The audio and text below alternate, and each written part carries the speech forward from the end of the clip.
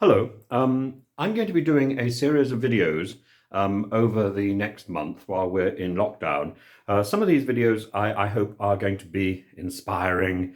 Some of these videos are just things that I'm interested in.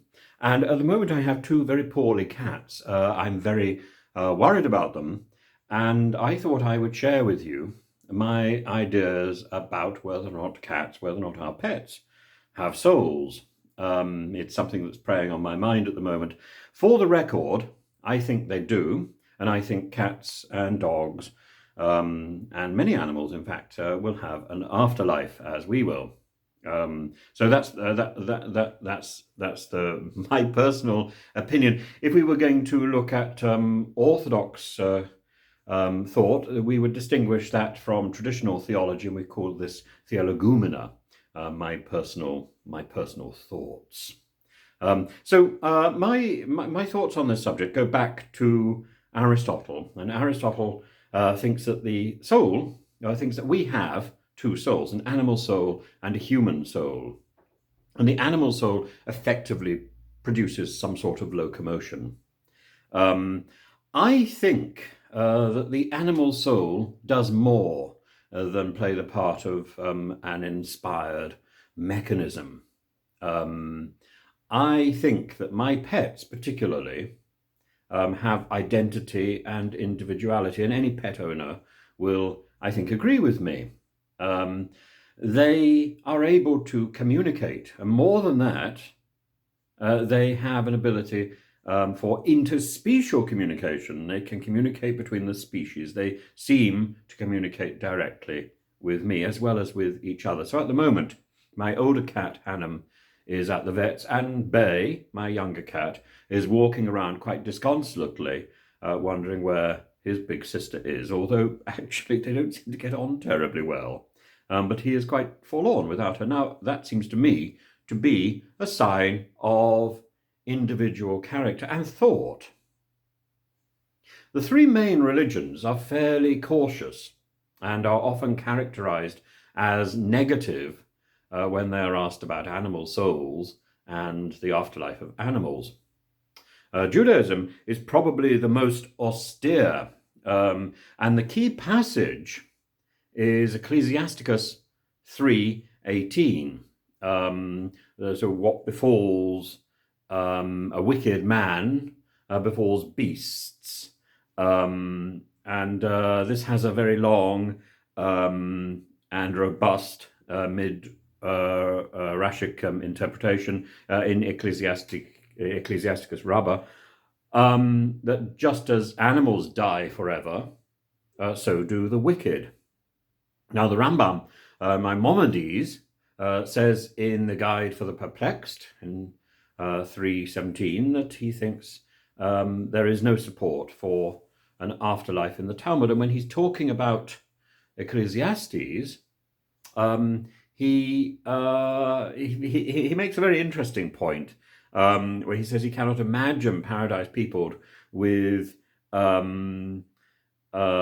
parasites and insects, but that at the same time he does not think that God would intend injustice on animals. And this is really a key idea, and it's developed by the Hasidic tradition. The first thing you hear is this wonderful idea called the Nefesh Hayuni. This is the energy that animates an animal, the Nefesh Hayuni. And when you go back to the early chapters of the Bible, there really isn't very much distinction between spirit, energy, soul. These are really medieval distinctions. Now, when you get into sort of mainstream Hasidic thought, you get a man called Isaac Luria of Kabbalism fame, and he talks about a thing called the Gilgal.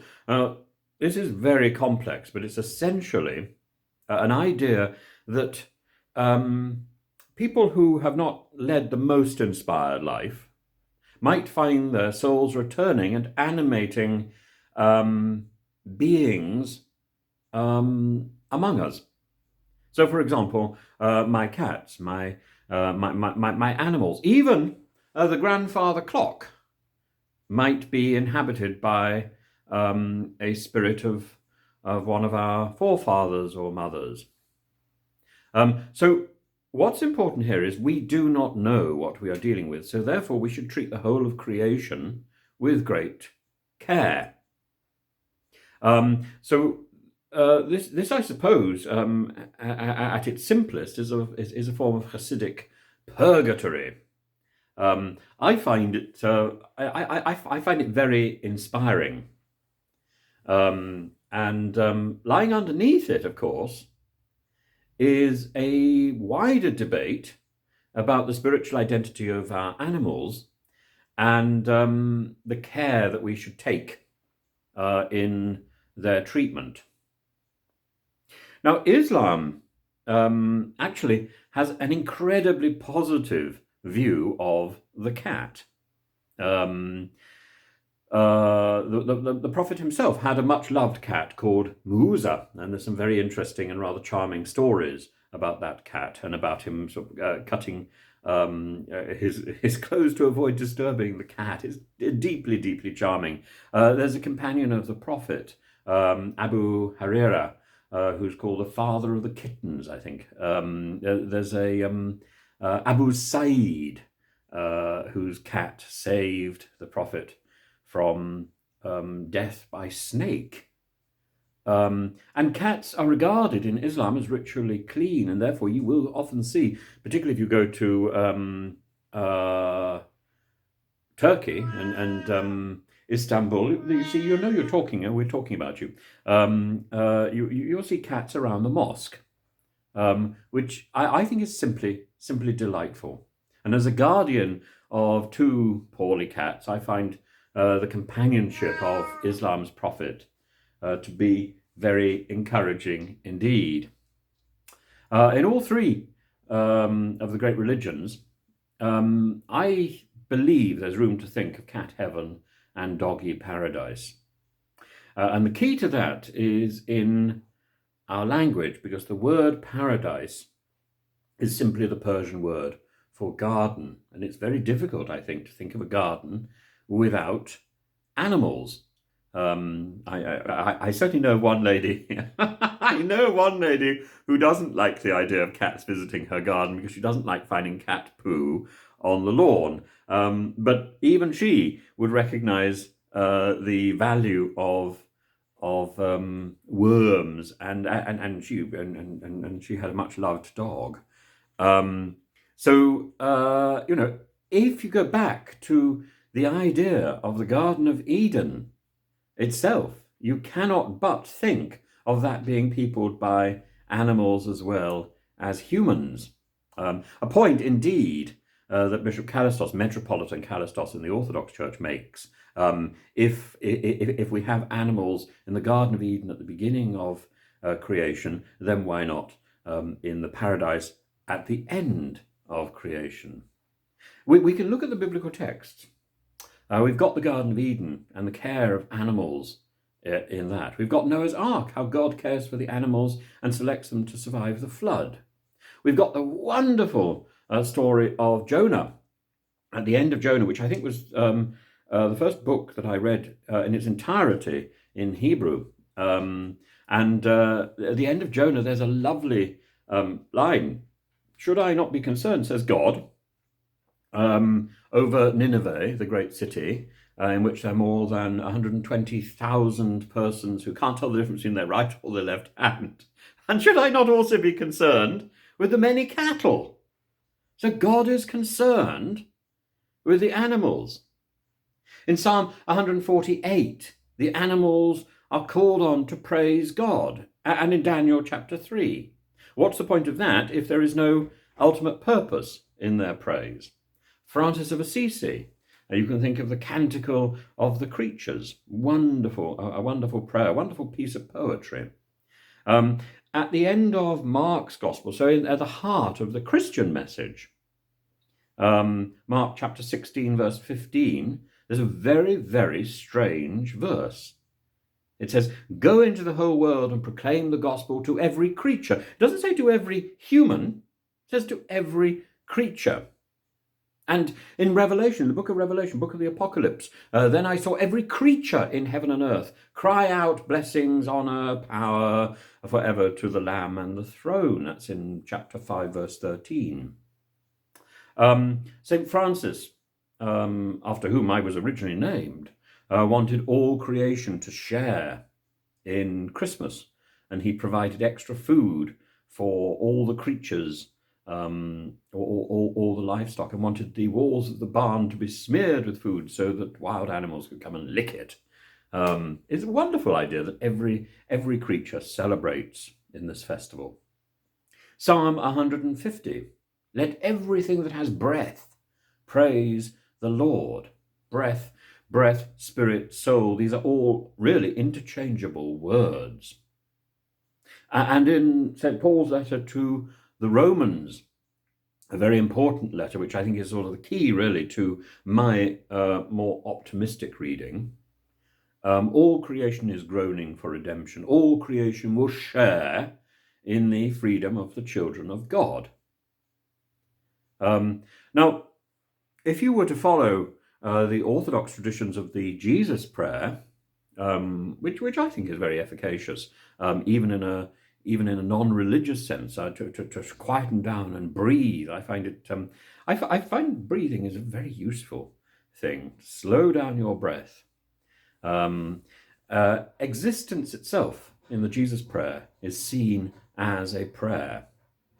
Existence, breathing, is seen as a prayer. So all dogs and cats breathe. All dogs and cats pray.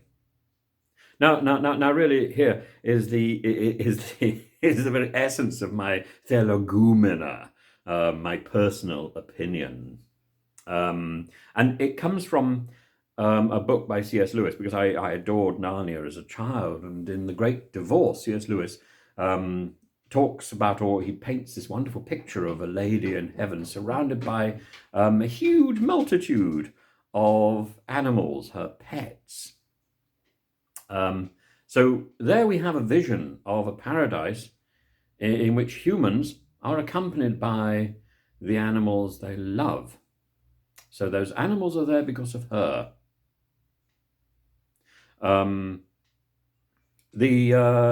Actually, there are many animals through the saints' lives that we can think of. St. Paul of Obnora talks to the birds. St. Seraphim befriends a bear, or two bears, I can't remember. St. Modestus blesses the cattle, the livestock. St. Athanasius, actually, says all creation is a way by which the Maker can make himself known. St. Kevin, do you know the story of St. Kevin? St. Kevin, this is very Celtic. St. Kevin is asleep one night and a bird makes her nest in his hand and lays some eggs. So he doesn't move his hand for a month or so until the eggs hatch, out of courtesy to the bird. It's a wonderful idea. Our relationships, or our relationship with God, is manifest, really, say the fathers of the church, in our relationship with animals. This is something which would be particularly evident in the stories of Saint Isaac of Syria, but you find it also in the stories of Saint Jerome, and I cannot believe that will not continue, because that takes us back to our relationship with the animals in the original Garden of Eden. And if heaven is the new Garden of Eden, if heaven is the paradise, then it will be a place peopled by our animals. I believe our pets mirror our goodness and live with us beyond our lifespan and beyond theirs. So that's my personal opinion.